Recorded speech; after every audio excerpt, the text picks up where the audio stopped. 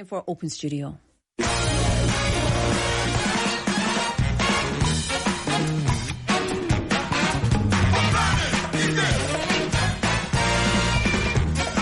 Yes, indeed. Welcome back for Inside Out Busan Staples segment, Open Studio. Yeah, every Friday we invite people from all walks of life to share with us their story, what they do here in Busan, and just how life is overall here for them, right? Absolutely. And today we've got a very special guest. This person is not just special in all the ways, but he's also my special friend. And I was like, oh, this person's here? Nice. That's exciting. It's Danny Kessler, Professor Danny Kessler, who is a wellness expert, a self-defense expert.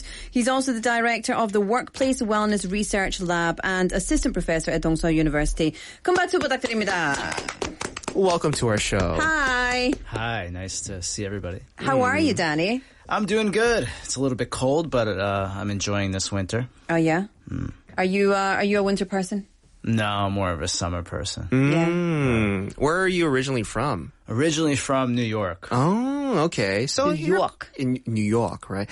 You're quite used to like winters like this then. No, then I went to Arizona State, okay. the warmest place you could possibly go to college in the United States. So I quickly escaped that weather. That's the reason why. Well, there we go. So today we've invited Danny Kessler, Professor Danny Kessler, into the studio, and we've got a lot to get through. Minsu, yes. What have we got to get through? So, as we introduced Professor Kessler, he's a self-defense expert, right? So, very curious, what motivated you to kind of go down this road? It's a good question. Well, I was an athlete when I was in high school. And then when I went to the university, I wanted to continue to keep training in the sport of wrestling and then get into the MMA, as you guys know. Ooh. And so I was training MMA, and I was doing that in college pretty seriously before the sport got big. And then at around the time that I was about to graduate, I wanted to keep training. So I started a self-defense company. Okay. To kind of make money and continue to keep training martial arts. And I started the company. It was a self-defense company for women because as a smaller guy, when I was working out in the martial arts gym, a lot of the women would work with me because I was a smaller guy and they wanted to feel comfortable. So then I started a company. I had one of my former students with her, and we started the company together. And that was kind of how I got from martial arts into the self-defense business. Okay, so saw an opportunity in the passion that you had with martial arts, right? Yeah. I thought I could add some value, and I did. And there was, some stories that I heard stories of things that I taught my students, and then they were able to get out of certain situations. So it was actually pretty meaningful work that we did. Yeah. It is meaningful, especially for young, I'd say young women, for all women, of course, but for young women to have the skills to be able to get out of a tricky situation. But you don't just teach I don't want to say one-on-one combat, right? You don't just teach what techniques you can do. You also help them train their instincts, don't you? That's right, yeah.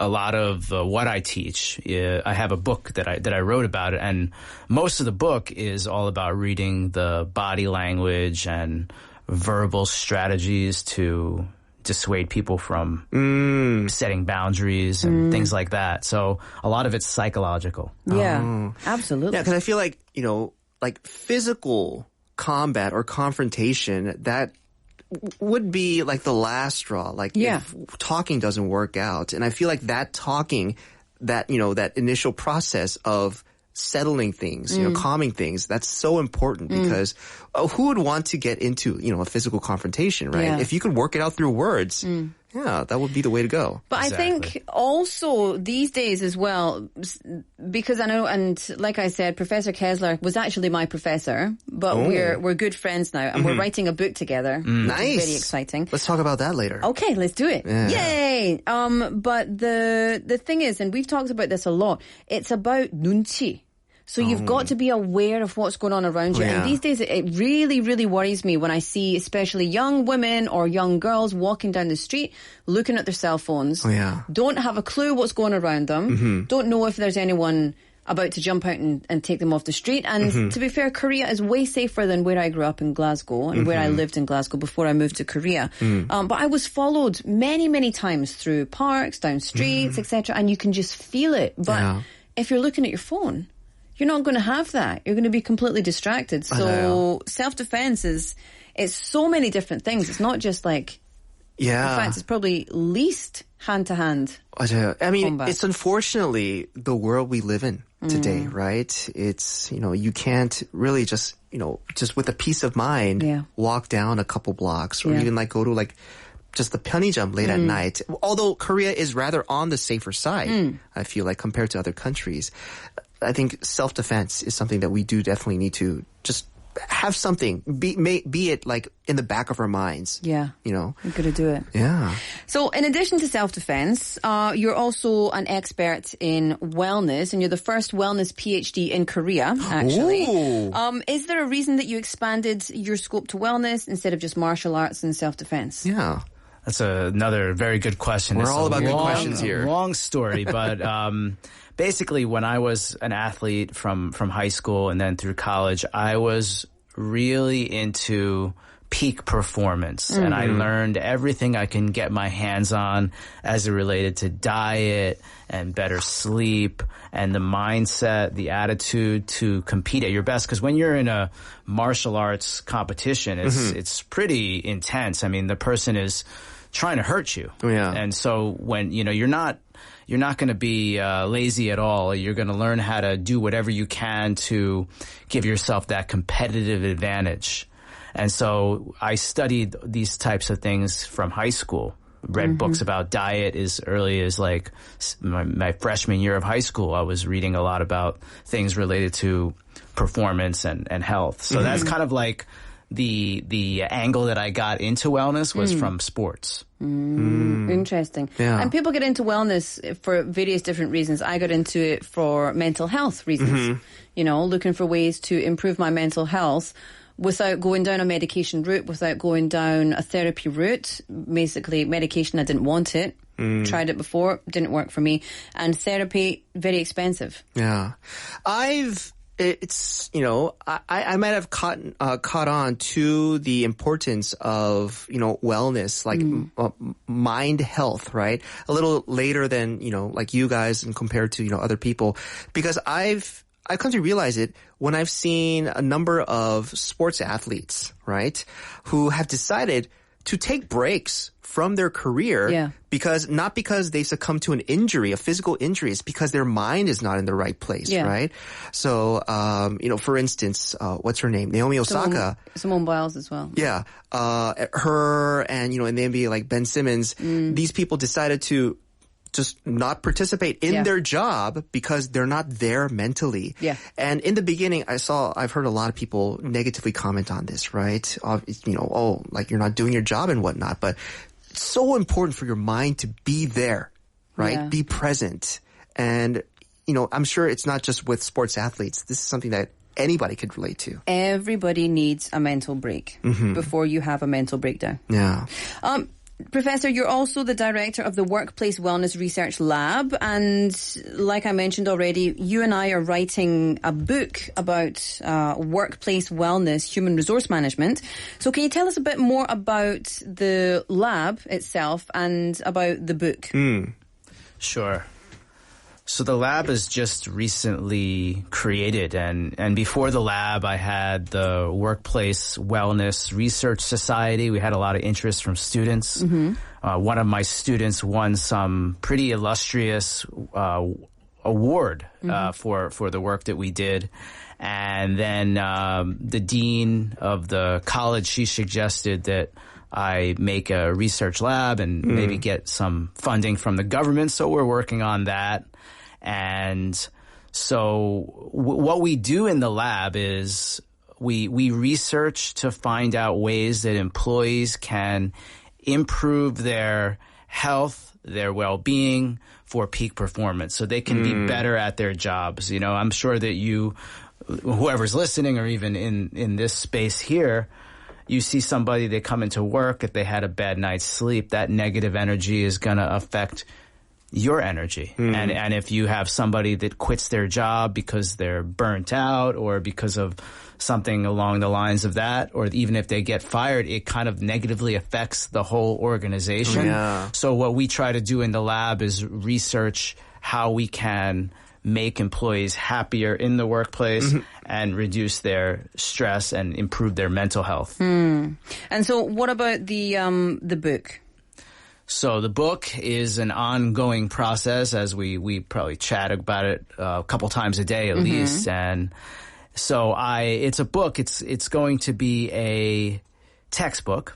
And we're going to finish it. I think we can do it by June because we're both hard workers. Before June. And we have wellness power. Yes, we do. Yeah. Don't make Laura just slap her name on it after you finish it, okay? No. She's going to do most of the work. I'm just kidding. Yeah. So it's from this, it's a human resources textbook with a wellness perspective. And most human resource textbooks, they have like a little chapter on wellness, and it doesn't really get into like the nuts and bolts of wellness. Yeah. So, and a lot of times you have to kind of synthesize, and that's what Laura and I are very good at doing without even trying. We're very good at synthesis of creativity.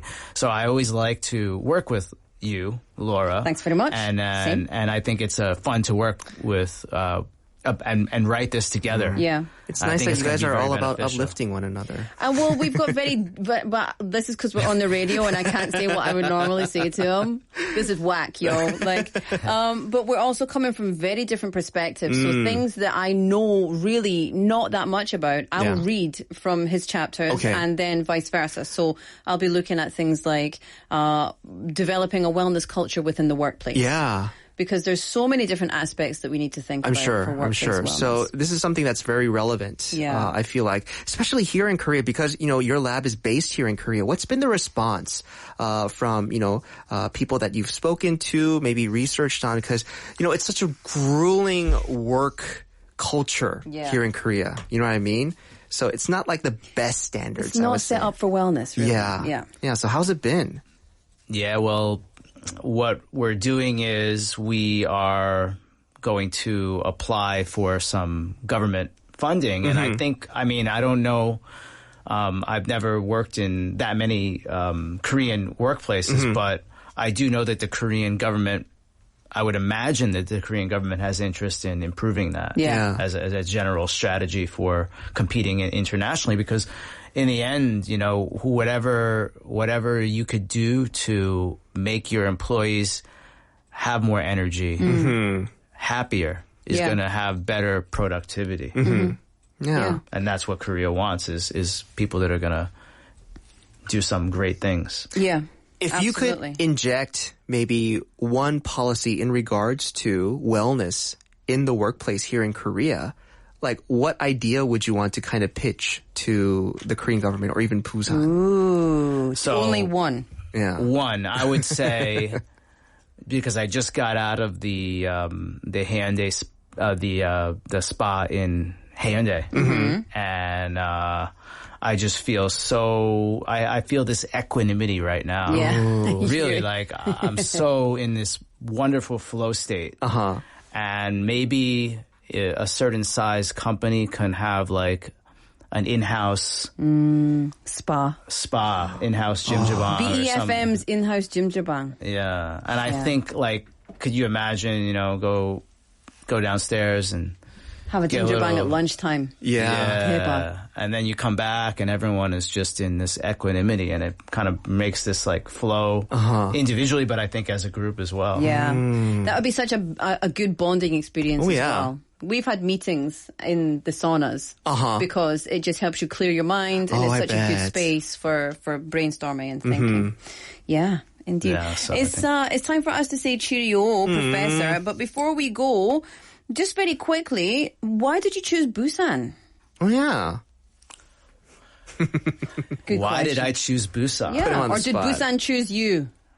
Everything is like that, Originally, I came here because one of my former business partners, it was a nearby city, she moved to Ulsan, and then I came out here out of curiosity. Mm-hmm. And then I visited Busan, and I said, I'm moving here. What made you stay? What is it about our city?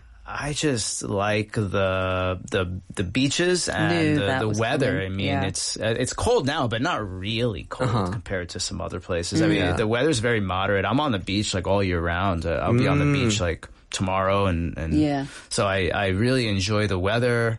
And it's not too big of a city. Like some cities are kind of big for me. Even though I'm from New York, I like a smaller city. So okay. Temperature and the size of the city is ideal. Yeah. Perfect. Well, there you go. It's not long until 2022 is over, so we wish you a very Merry Christmas and a Happy New Year. Aww. And I will see you very soon, but you won't, Minsu. I will not. Or will I? Or will I? Professor Kessler, thank you so much for spending time with us. Best of luck to you in the new year as well, okay? You as well. Thank you, Professor. We'll see you soon. Bye-bye.